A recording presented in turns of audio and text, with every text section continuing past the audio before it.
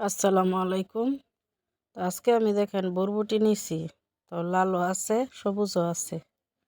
তো দুই জাতের বরবটি নিলাম আমি এখানে। তো বরবটিটা ধুয়ে একটা কড়াইতে আমি উঠাই লইতেছি। তো বরবটিটা উঠে তারপর আমি এতে দেখেন কত সুন্দর কালার বরবটিগুলান।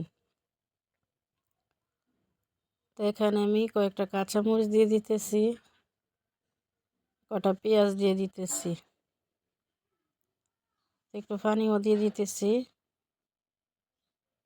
সামান্য একটু পানি দিয়ে দিবেন, বেশি পানি দিয়ে দিলে যে কোনো সবজি বেশি পানি দিলে পাউজা হয়ে যায়। তো এই যে দেখেন আমার বরবটিটা ভাজা হয়ে গেছে। তো এখন আমি এই যে এখানে পাটা নিলাম, তো পাটাতে আমি এখন বাইটটা লইব। তো দেখেন পাটাতে আমি এখন বাইটা নিতেছি।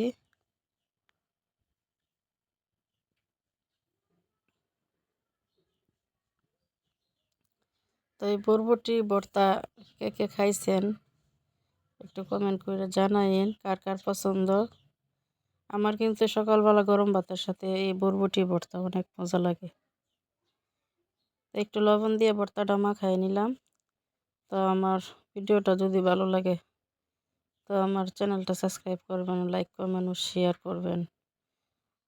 তো এই যে দেখেন আমি ভাতের সাথে বরবটি ভর্তাটা মাখায়ে ভাত খাইতেছি। একটু জাল জাল করে বানাইলাম।